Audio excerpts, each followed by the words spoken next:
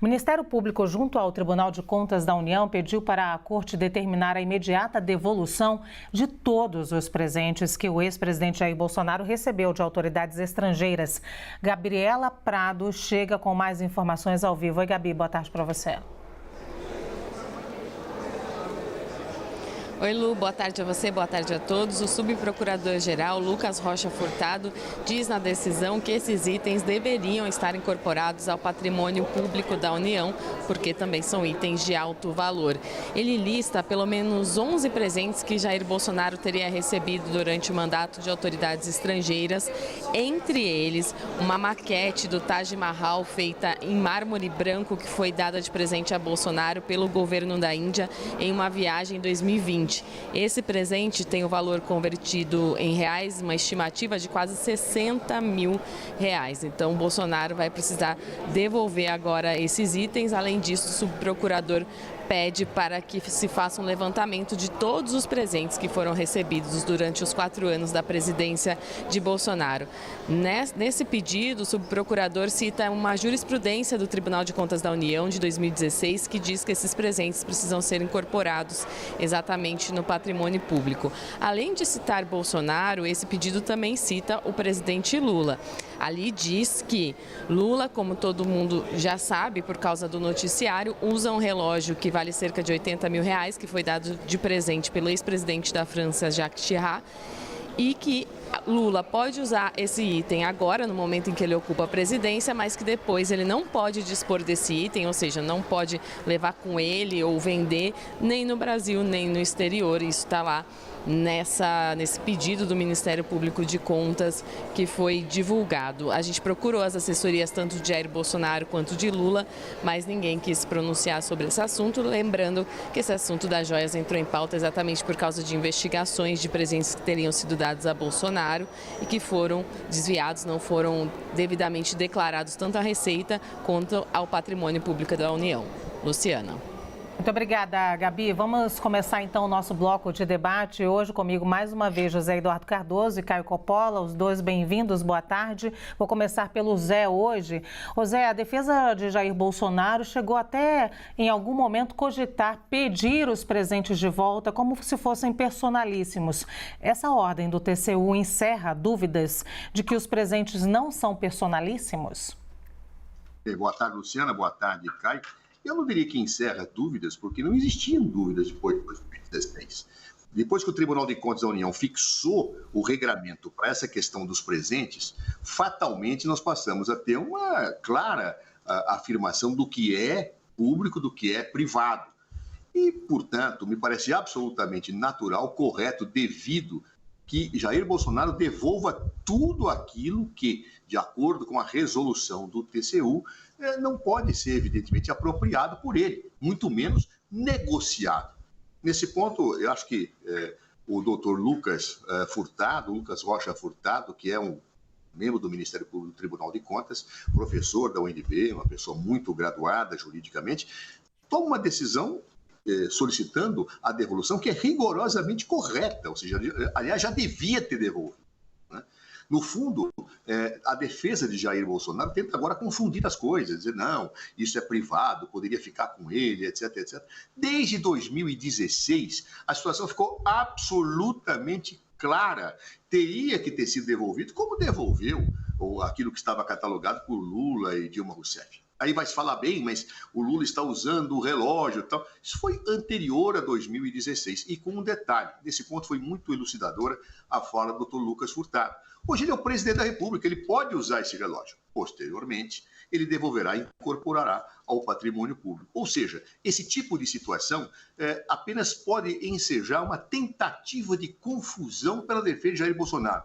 Os fatos são claros, o direito é claro. Mais ainda, as provas cada vez mais se robustecem na linha de que sabiam que não podiam fazer e fizeram, ou seja, trocaram mensagens dizendo, olha, não deposita na conta, olha, se ele vai ficar ruim colocar na conta, vamos dar em dinheiro, tudo isso está documentado, ou seja, por que alguém discute se vai vender alguma coisa e não pode depositar na conta se sabe que aquilo é lícito? Não existe explicação para isso. Portanto, a situação é absolutamente clara. Aliás, Bolsonaro já deveria ter devolvido. Pouparia a ele e a sua família mais um vexame. Muito bem, Caio Coppola, encerra essa decisão do TCU, encerra dúvidas de que os presentes não são personalíssimos? Bom, Luciana, boa tarde em primeiro lugar, boa tarde Zé, boa tarde à nossa audiência. Se não houvesse dúvida, por que Lula usava um relógio de luxo antes de tomar posse como presidente?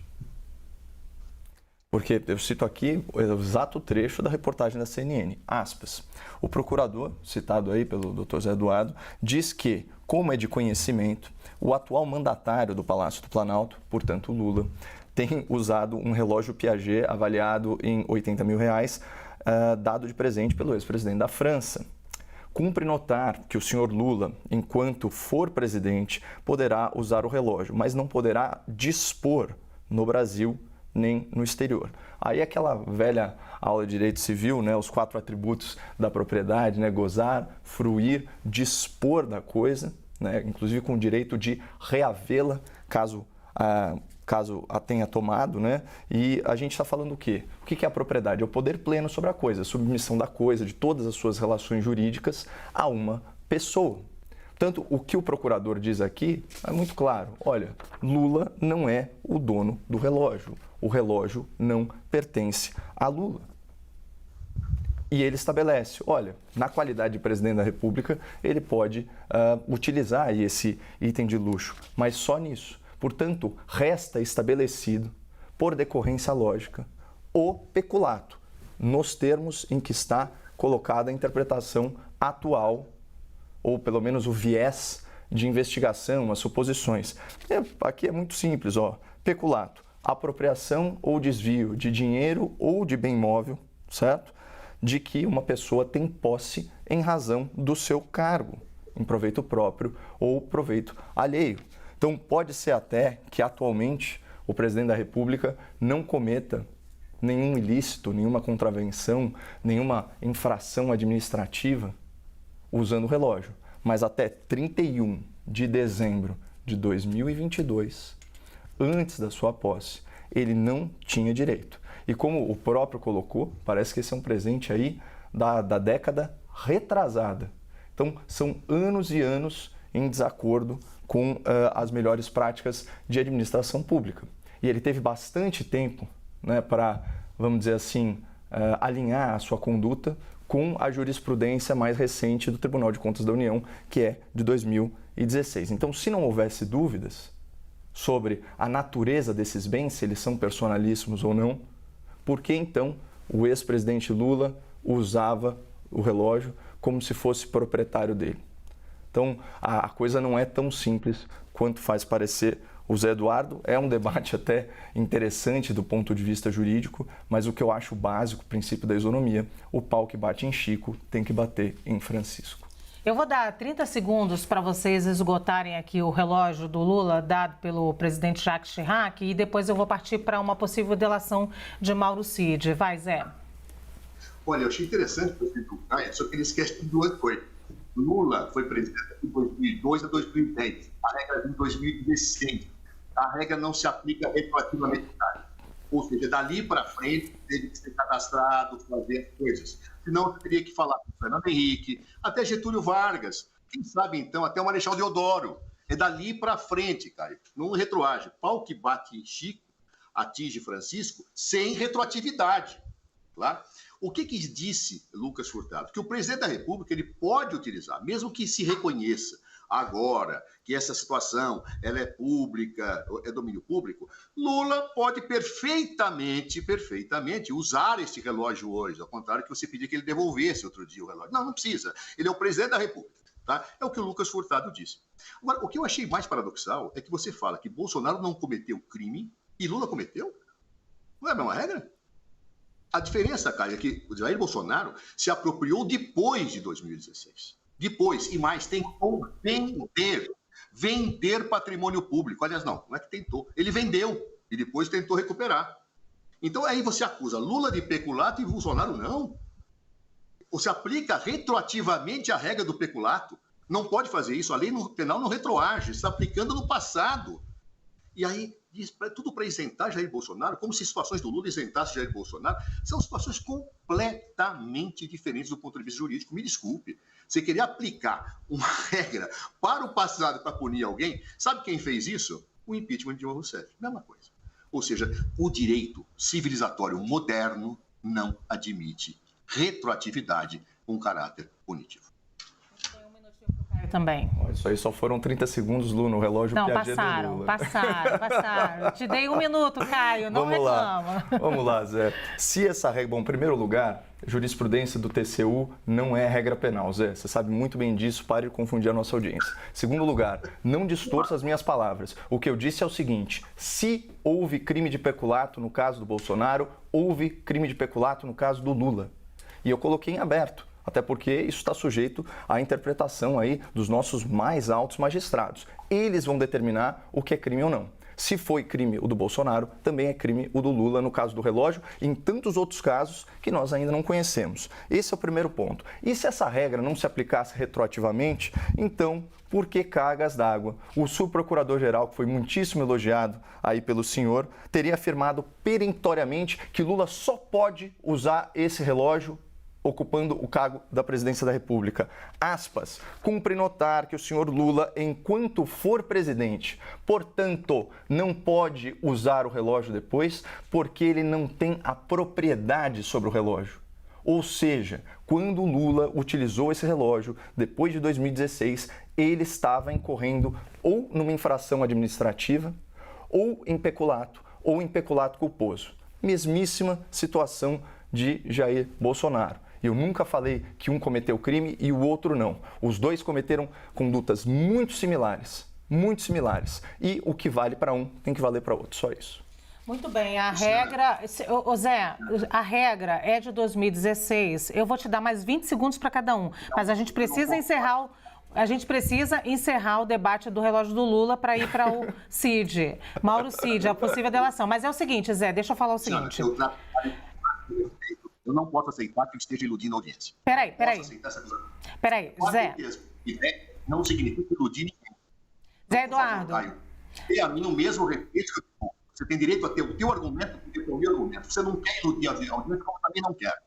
Aliás, a propósito, Caio, leia a Lei de Introdução às Normas Gerais do Direito Brasileiro. A jurisprudência também não pode retroagir, Caio. Leia a lei. Isso está na lei. É o que eu quero dizer. Você não está iludindo a audiência. Eu acho que você está equivocado. Portanto, não me diga que eu estou intencionalmente ou com má fé iludindo ninguém. Eu estou defendendo uma tese jurídica, que aliás está na Lei de Introdução às Normas Gerais do Direito Brasileiro, antiga Lei de Introdução ao Código Civil, que diz que jurisprudência também não pode ser aplicada retroativamente, nem decisões administrativas. O Tribunal de Contas da União, ele envolve jurisprudência administrativa. Não pode ser aplicado retroativamente. Leia a lei também, Caio, por favor. O Zé Eduardo já usou os segundos dele, Caio. Até 2016, Lula não tinha como saber que teria que devolver esse relógio. É isso que Zé Eduardo está tentando dizer aqui. Pronto, vou te dar os teus 20 segundos também e a gente segue. Eu nem preciso deles, porque o subprocurador-geral, que já foi elogiado aqui na sua construção jurídica pelo Zé Eduardo, já disse peremptoriamente, enquanto for presidente. Portanto, Lula não podia ter utilizado o relógio de outra forma. Mas, enfim, isso daí eu confio no discernimento da audiência. E, Zé, o que você disse foi que se tratava de uma regra penal. Nós não estamos diante disso. Graças a Deus, o Tribunal de Contas da União ainda não tem aí a faculdade de legislar nesse tipo de matéria.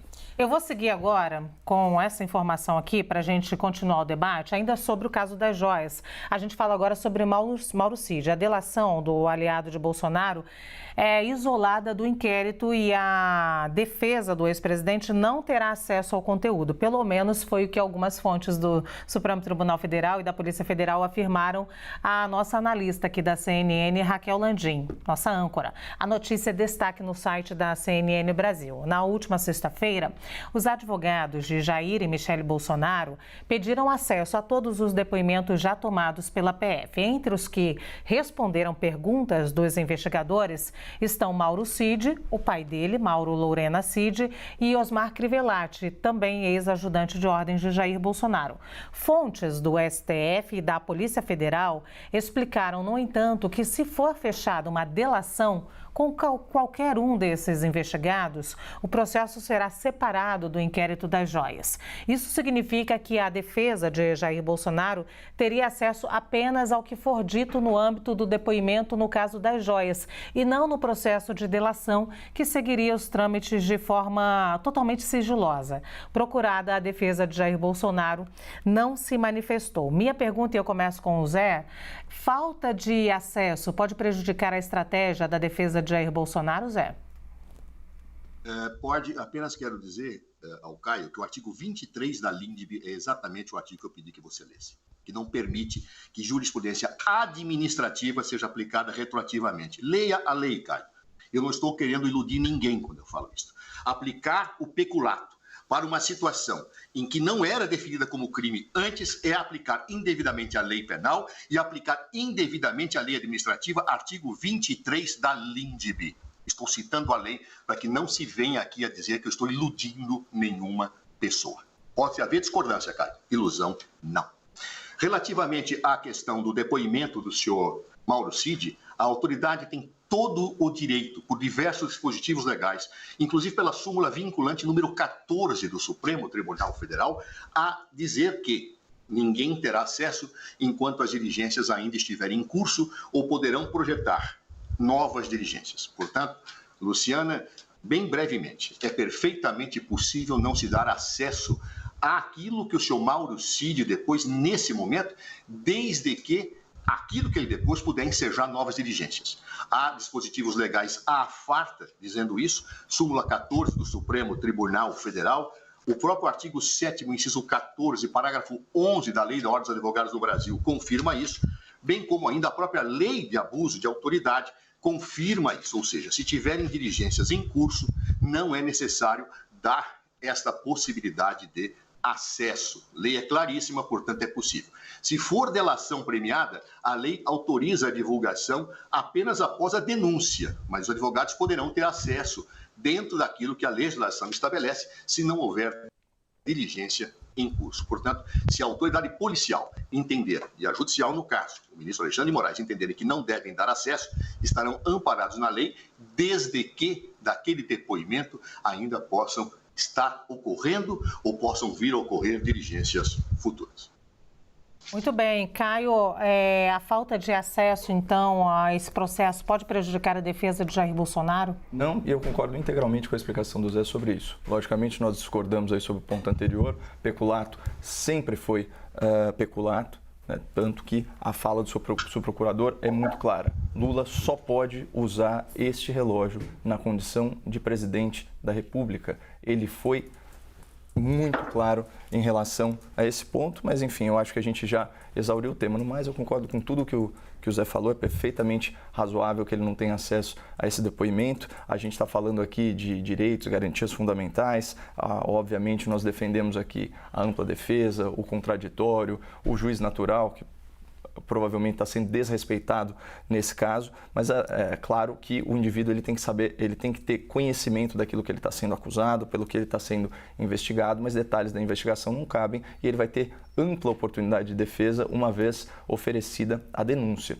Aliás, uma das críticas que nós fazemos aos métodos, né, utilizados pelo Supremo Tribunal Federal, em especial pelo ministro Alexandre de Moraes, é justamente essa criação desses inquéritos que vão se prorrogando indefinidamente, incorporando aí novos fatos completamente não relacionados a fatos anteriores. Então você vai ter cartão de vacinação, você vai ter supostamente as milícias digitais, o tal gabinete do ódio, junto com, enfim, com joias, enfim, é toda uma salada de coisas que você insere em mesmos inquéritos e tá aí, né? O inquérito das fake news já vai fazer, se não me engano, o quê? 4 anos?